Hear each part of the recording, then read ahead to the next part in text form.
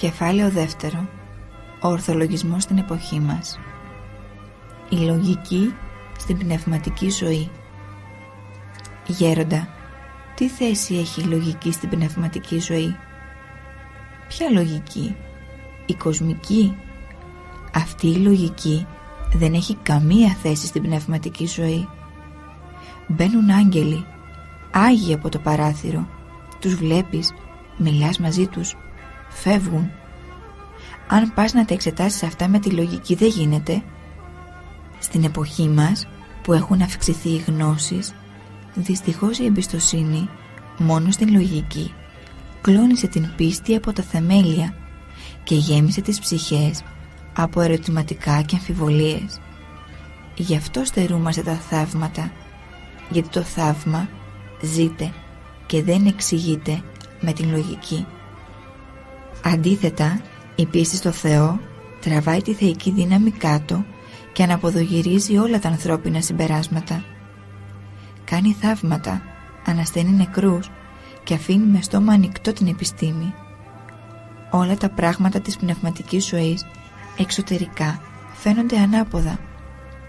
Αν δεν αναποδογυρίσει κανείς το κοσμικό του φρόνημα να γίνει πνευματικός άνθρωπος, αδύνατον είναι να γνωρίσει τα μυστήρια του Θεού που μας φαίνονται παράξενα, ανάποδα. Όποιος νομίζει ότι μπορεί να γνωρίσει τα μυστήρια του Θεού με την εξωτερική επιστημονική θεωρία, μοιάζει με ανόητο που θέλει να δει τον παράδεισο με το τηλεσκόπιο. Η λογική κάνει πολύ κακό όταν κανείς πάει να εξετάσει με αυτήν τα θεία, τα μυστήρια, τα θαύματα. Οι καθολικοί με τη λογική τους έφτασαν να εξετάσουν την θεία κοινωνία στο χημείο για να δουν αν πράγματι είναι σώμα και αίμα Χριστού. Οι Άγιοι όμως με την πίστη που είχαν συχνά έβλεπαν σάρκα και αίμα στην Αγία Λαβίδα. Σε λίγο θα φτάσουν να περνούν και τους Αγίους από τις ακτίνες για να διαπιστώσουν την αγιότητά τους. Πέταξαν το Άγιο Πνεύμα, έβαλαν τη λογική τους και τώρα ασχολούνται με τη λευκή μαγεία. Σε έναν καθολικό που είχε καλή διάθεση, έκλαιγε ο καημένος, είπα: «Μία από τις σπουδαιότερες διαφορές που έχουμε είναι και αυτή. Εσείς βάζετε τον εγκέφαλο, εμείς την πίστη. Εσείς αναπτύξατε τον ορθολογισμό και γενικά τον ανθρώπινο παράγοντα.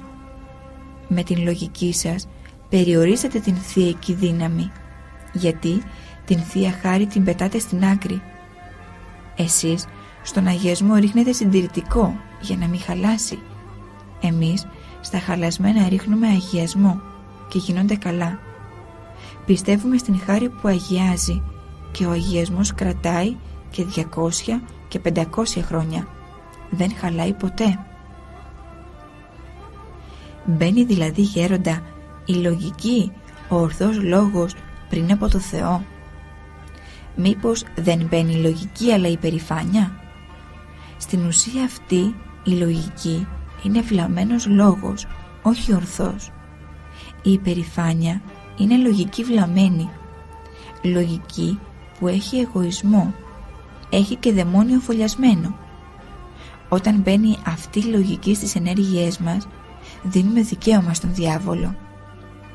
Και όταν, γέροντα, ένας πνευματικός άνθρωπος έχει να αντιμετωπίσει έναν πειρασμό και τότε δεν χωράει καθόλου λογική, τότε ας κάνει ό,τι μπορεί ανθρωπίνος και ό,τι δεν μπορεί ας το αφήσει στον Θεό.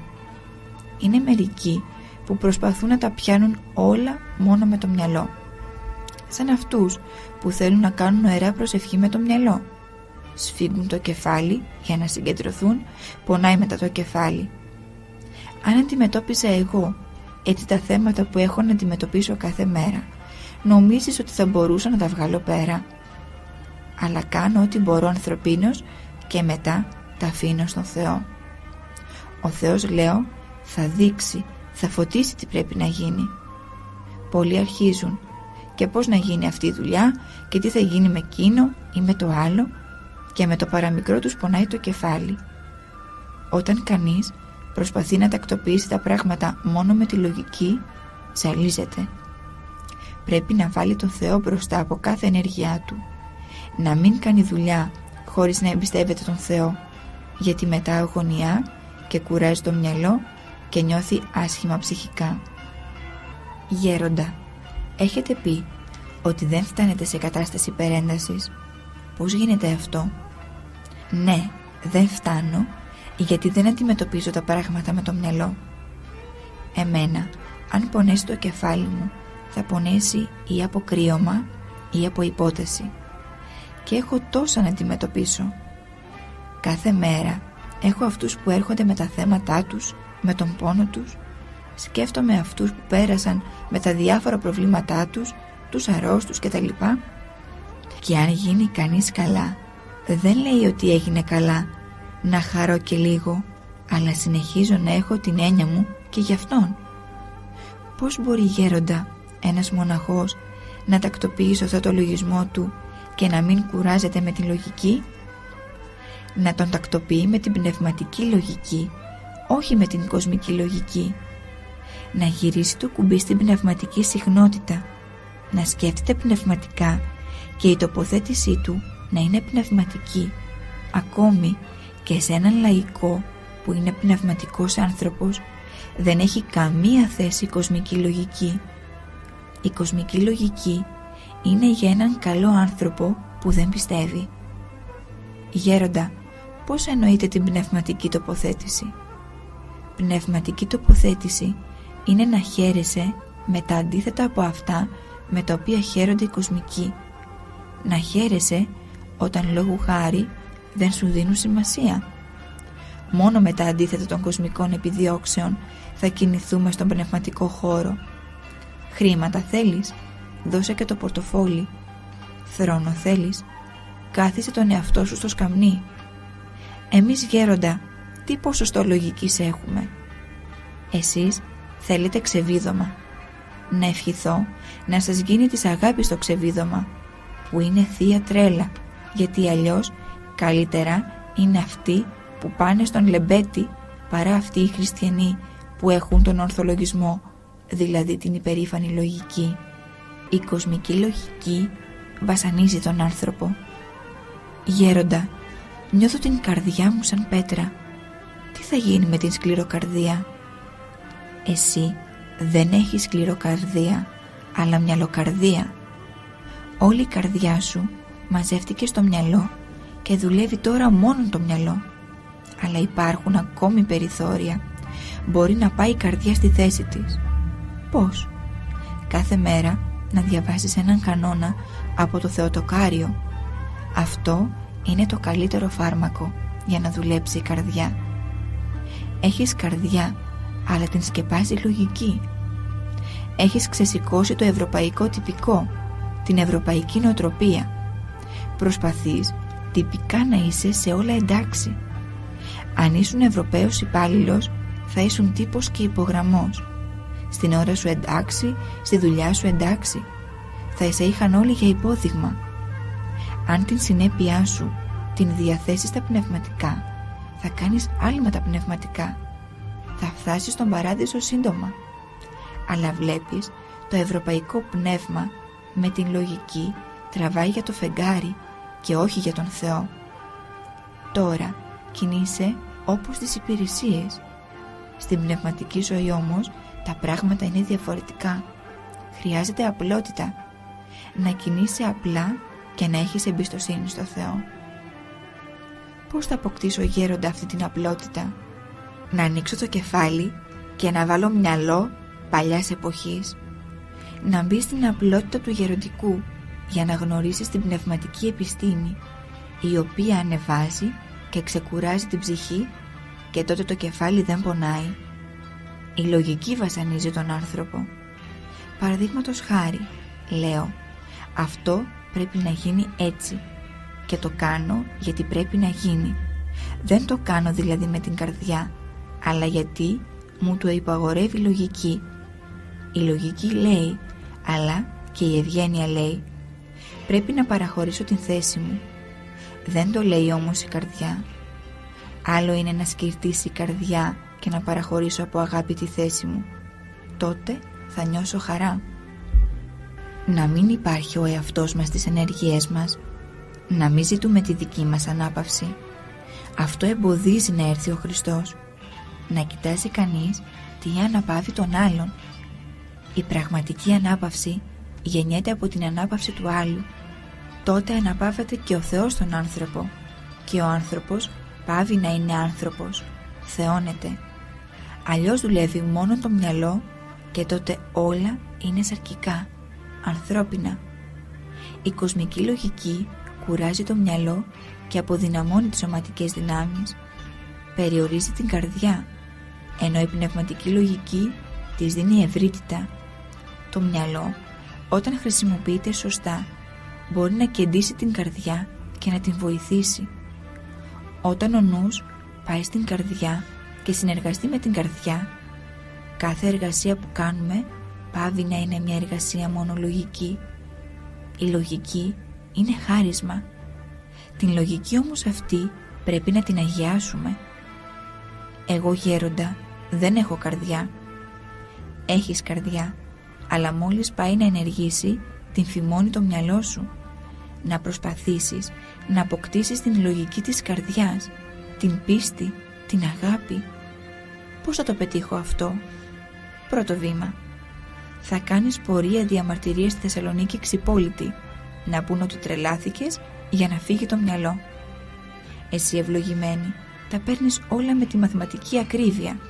Αστρονόμος είσαι. Να σταματήσεις να σκέφτεσαι ορθολογιστικά για να μπορέσεις να κάνεις δουλειά στον εαυτό σου. Γέροντα, τι μελέτη θα με βοηθήσει για να απαλλαγώ από την κοσμική λογική? Να διαβάσεις πρώτα το γεροντικό, φιλόθεο ιστορία, ευεργετινό, δηλαδή όχι θεωρητικά βιβλία, αλλά πράξη, για να φύγει η κοσμική λογική με το πατερικό απλό πνεύμα της αγιότητος. Μετά να αρχίσεις τον Αββά Ισαάκ, για να μην δεχθείς τον Αββά Ισαάκ ως φιλόσοφο, αλλά ως θεοφώτιστο. Η κοσμική λογική αλλοιώνει το πνευματικό αισθητήριο. Οι Άγιοι Πατέρες τα έβλεπαν όλα με το πνευματικό, με το θεϊκό μάτι. Τα πατερικά είναι γραμμένα με το πνεύμα του Θεού και με το πνεύμα του Θεού έκαναν τις ερμηνείες οι Άγιοι Πατέρες. Τώρα δεν υπάρχει συχνά αυτό το πνεύμα του Θεού για να καταλαβαίνουν τα πατερικά. Τα βλέπουν όλα με το κοσμικό μάτι. Δεν βλέπουν πιο πέρα.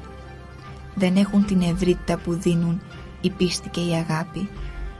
Ο Μέγας Αρσένιος άφηνε τα βάγια μέσα στο νερό χωρίς να το αλλάζει και το νερό μύριζε πολύ. Εμείς πού να καταλάβουμε τι πήγαζε μέσα από εκείνο το βρώμικο νερό? Μα δεν το καταλαβαίνω αυτό, σου λέει ο άλλος.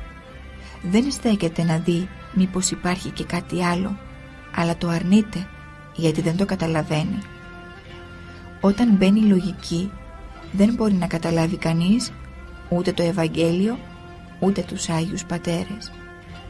Αλλοιώνεται το πνευματικό αισθητήριο και ο άνθρωπος με τη λογική του βγάζει άχρηστα και το Ευαγγέλιο και τα πατερικά και φτάνει να λέει τόσα χρόνια ταλαιπωρούνται οι άνθρωποι άδικα με την άσκηση, την νηστεία κτλ. Αυτό είναι βλαστημία. Ήρθε μια φορά ένας κελιώτης μοναχός στο καλύβι με αυτοκίνητο.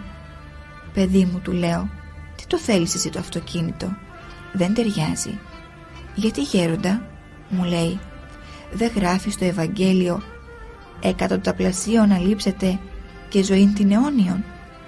Το εκατονταπλασίων αλείψετε το λέει για αυτά που χρειάζεται να έχει κανείς, αλλά πάλι για τον μοναχό ταιριάζει αυτό που λέει ο Απόστολος Παύλος, «ως μηδέν έχοντες και πάντα κατέχοντες», δηλαδή τίποτε δεν έχει ο μοναχός, αλλά μπορεί να κάνει κουμάντο στα ταμεία των άλλων γιατί τον εμπιστεύονται για την αρετή του. Όχι να έχουμε εμείς οι μοναχοί. Βλέπετε με τη λογική τι ερμηνείες λανθασμένες μπορεί να δώσει κανείς. Πάντα να ξέρετε, αν δεν εξαγνιστεί ο άνθρωπος, αν δεν έρθει ο θείος φωτισμός, συνέχεια οι ερμηνείες που θα δίνει θα είναι όλο θολούρα.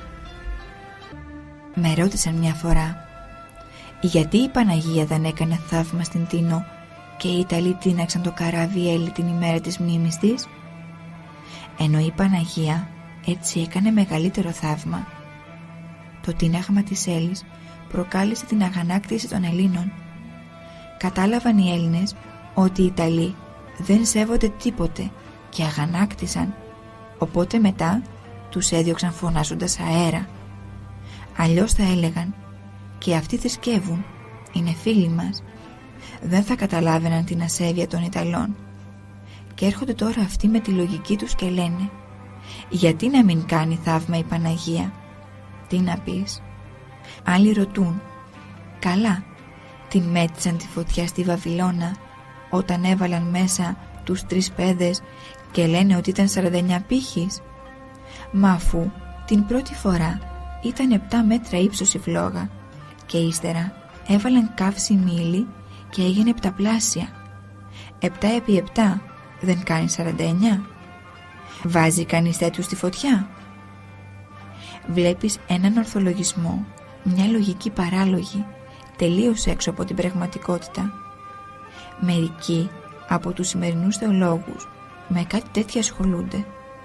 Παραδείγματος χάρη ρωτούν «Οι δαίμονες που έπεσαν στη θάλασσα ζουν ή πνίγηκαν?» Σημασία έχει το ότι έφυγαν οι δαίμονες από τον άνθρωπο. Τι σε νοιάζει εσένα τι έγιναν? Κοίταξε εσύ να μην δαιμονιστείς και μην ασχολείσαι με το που βρίσκονται τώρα εκείνα τα δαιμόνια. Γέροντα, μερικοί προσπαθούν να συμβιβάσουν το Ευαγγέλιο με την ανθρώπινη λογική. Εξετάζουν το Ευαγγέλιο με αυτή την κοσμική λογική και δεν βγάζουν άκρη. Το Ευαγγέλιο και η κοσμική λογική δεν συμβιβάζονται. Στο Ευαγγέλιο είναι η αγάπη, στην λογική είναι το συμφέρον. Στο Ευαγγέλιο λέει «Αν σε αγκαρεύσει κάποιος για 1 μίλι, εσύ να πας 2 μίλια». Πού υπάρχει λογική εδώ πέρα? Εδώ είναι μάλλον τρέλα. Γι' αυτό όσοι πάνε να συμβιβάσουν το Ευαγγέλιο με την κοσμική λογική μπερδεύονται άσχημα. Υπάρχουν λόγου χάρη διάφορες ομάδες που οργανώνουν φιλανθρωπικά έργα. Μαθαίνουν φερειπίν ότι κάποιος έπαθε μεγάλη ζημιά, φτώχινε και έχει ανάγκη από χρήματα. Να τον βοηθήσουμε λένε, αλλά προηγουμένως ας βεβαιωθούμε αν έχει πράγματι ανάγκη. Και πάνε 2-3 να τον επισκεφτούν για να δουν αν πράγματι έχει ανάγκη. Και βλέπουν, ας υποθέσουμε, να έχει πολυτελές σαλόνι και λένε «Α, έχει τέτοιες πολυθρόνες, τέτοιο σαλόνι». Αυτός για να έχει τέτοια έπιπλα δεν έχει ανάγκη και την βοήθεια δεν την δίνουν. Δεν καταλαβαίνουν όμως ότι ο άλλος πεινάει. Γιατί όταν γίνεται κανείς φτωχός, αυτό δεν σημαίνει ότι από την μία ώρα στην άλλη αλλάζει ακόμη και τα ρούχα του. Και πού ξέρεις αν αυτό το σαλόνι δεν το είχε από παλιά και ο καημένος δεν πρόλαβε να το πουλήσει ακόμη? Ή μπορεί να το χάρισε κάποιος που έμαθε την ανάγκη της οικογένειάς του. Κρίνουν με την λογική και μπερδεύονται και το Ευαγγέλιο μένει έξω από την ζωή τους. Οι άνθρωποι βλέπουν εξωτερικά, γι' αυτό και τα ερμηνεύουν όλα αλλιώς. Η κατόψιν κρίση. Γέροντα, νιώθω σαν εμπόδια για την πνευματική πρόοδο, την κρίση, την λογική και την ανθρώπινη δικαιοσύνη που έχω. Και βέβαια είναι εμπόδια για την πνευματική πρόοδο, γιατί φεύγει η χάρις του Θεού. Μένει μετά ο άνθρωπος χωρίς τη Θεία Βοήθεια και πέφτει και σπάζει τα μούτρα του. Η κρίση και η ανθρώπινη δικαιοσύνη είναι κατά κανόνα άδικες. Η δικαιοσύνη του Θεού είναι αγάπη, μακροθυμία, επιοίκεια. Το μικρόβιο της πνευματικής σου αρρώστιας είναι ότι εξετάζεις τα πράγματα με την ανθρώπινη λογική. Το φάρμακο το δραστικό είναι οι καλοί λογισμοί. Όταν ο άνθρωπος σκέφτεται δεξιά, έχει δηλαδή καλούς λογισμούς, αυξάνει η χωρητικότητα της καρδιάς. Επειδή χρησιμοποιείς πολύ την λογική, χρειάζεται να προσέξεις πολύ τους λογισμούς σου, γιατί και τα συμπεράσματα που βγάζεις με τη λογική είναι ανθρώπινα και όχι πνευματικά και αγιασμένα. Γέροντα, γιατί πέφτω τόσο συχνά στην κατάκριση? Σε σένα φταίνε τα νομικά που σπούδασες και κρίνεις έτσι. Πολλές φορές ορισμένες σπουδές ή ένα επάγγελμα καλλιεργούν κατά κάποιο τρόπο μια ξερή λογική. Η λογική είναι αρρώστια των διανοουμένων. Είναι στο μεδούλι τους. Ενώ έχεις καρδιά, η λογική πάει πιο μπροστά από την καρδιά σου. Είναι μερικοί που έχουν πολλή λογική και κρίση με εγωισμό. Δεν παραδέχονται κανέναν. Ζητούν το απόλυτο από όλους και όχι από τον εαυτό τους. Αναπαύονται στις αδυναμίες τους και κατηγορούν τους άλλους. Πράγματα πολύ παράξενα. Εξωτερικά είναι σχηματισμένοι. Έχουν φτιάξει δηλαδή έναν εξωτερικό άνθρωπο γεμάτο υποκρισία και δεν έχουν ίχνος απλότητος. Αυτή είναι η διαφορά Ευρωπαίων και Ελλήνων. Και όταν λέω Ελλήνων, εννοώ το ορθόδοξο πνεύμα. Τον Ευρωπαίο δεν μπορείς να καταλάβεις πότε μπορείς να το πλησιάσεις και πότε όχι. Πάντα καλωσορίσατε, λέει, με ένα ψεύτικο χαμόγελο. Ενώ τον Έλληνα τον καταλαβαίνεις. Έχει χαρά, το δείχνει. Έχει μούτρα, το δείχνει και κανονίζεις. Τι φταίει, γέροντα, όταν κανείς κρίνει ανθρώπους, πράγματα και καταστάσεις και μάλιστα ταχύτατα? Κινείται μόνο με την λογική. Εργάζεται ο εγκέφαλος και αυτό είναι το αποτέλεσμά του. Καλά είναι σε αυτούς που έχουν κάμποσο μυαλό να πάρει ο Θεός το κατσαβιδάκι και να το στρίψει λίγο. Όσο αδειάζει το μυαλό, τόσο χάρη γεμίζει ο άνθρωπος. Όταν λέω μυαλό, εννοώ την κρίση την ανθρώπινη, τον εγωισμό, την αυτοπεποίθηση. Από την στιγμή όμως που θα καταλάβει κανείς ότι δεν έχει σωστή κρίση και πει «Έχω κρίση κοσμική, η κρίση μου δεν έχει θείο φωτισμό και θα κάνω λάθος, γι' αυτό δεν πρέπει να την χρησιμοποιώ», τότε ο Θεός θα τον φωτίσει, θα γίνει διακριτικός και θα διακρίνει ποιο είναι το σωστό. Ο πειρασμός αχρηστεύει έξυπνους ανθρώπους με την κατόψιν κρίση. Όταν ο άνθρωπος έχει το ανθρώπινο στοιχείο μέσα του, κρίνει ανθρώπινα και εγκληματεί. Πρέπει να φύγει το ανθρώπινο στοιχείο για να γίνει η κρίση του θεϊκή. Η κοσμική κρίση είναι λανθασμένη κρίση. Πόσες αδικίες γίνονται, πόσες φορές κολλάζεται κανείς. Γι' αυτό πάντα να φέρνετε καλό λογισμό για να εξασφαλίζετε την ψυχή σας. Ο άνθρωπος είναι μυστήριο. Δεν μπορείς να ξέρεις τι κάνει. Μια φορά το Πάσχα, μετά την Θεία Λειτουργία της Αναστάσεως, καθίσαμε λίγο σε ένα καλύβι να φάμε τυρί και αυγό. Δίπλα μου καθόταν ένας μοναχός που ήταν αγωγιάτης. Μεταφέρει ξύλα. Τον βλέπω, κάνει στην άκρη αυτό που του πρόσφεραν. «Φάε», του λέω. «Καλά, καλά, θα φάω», μου λέει. Τον βλέπω μετά, πάλι δεν έτρωγε. «Φάε», του ξαναλέω, «σήμερα Πάσχα είναι». «Ευλόγησον γέροντα», μου λέει. «Εγώ όταν κοινωνάω δεν τρώω. Στις 2 το απόγευμα θα φάω». Από την προηγούμενη μέρα νηστικός και θα έτρωγε το απόγευμα. Βλέπεις από ευλάβεια τι έκανε. Και οι άλλοι μπορεί να τον θεωρούσαν έναν απλό αγωγιάτη. Ο άνθρωπος είναι μυστήριο. Και αν σε έβαλα να κρίνεις, να σκεφτείς, είναι αυτή η κρίση θεϊκή ή είναι γεμάτη εμπάθεια? Είναι δηλαδή ανιδιοτελής ή γεμάτη ιδιοτέλεια? Να μην έχετε εμπιστοσύνη στον εαυτό σας, ούτε στην κρίση σας. Υπάρχει μέσα πολύς εγωισμός όταν κανείς κρίνει. Εμένα με βάζουν να κρίνω ένα θέμα και ενώ δεν θέλω, αλλά αναγκάζομαι να το κάνω, και παρόλο που κρίνω με ανιδιοτέλεια και αμερόληπτα, όταν πάω να κάνω προσευχή δεν νιώθω, ας υποθέσουμε, εκείνη την γλυκύτητα που νιώθω άλλες φορές. Όχι ότι με πειράζει η συνείδησή μου για κάτι, αλλά γιατί έκρινα σαν άνθρωπος.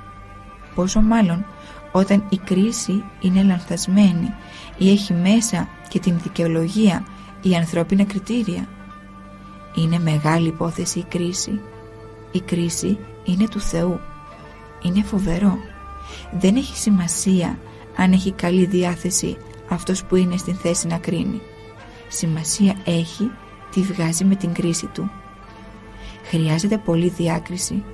Φυσικά όλοι οι άνθρωποι έχουμε λίγη διάκριση, αλλά δυστυχώς οι περισσότεροι από εμάς δεν την χρησιμοποιούμε για τον εαυτό μας, αλλά για τους συνανθρώπους μας, για να μην διακριθούν, δηλαδή για να μην αναδειχθούν.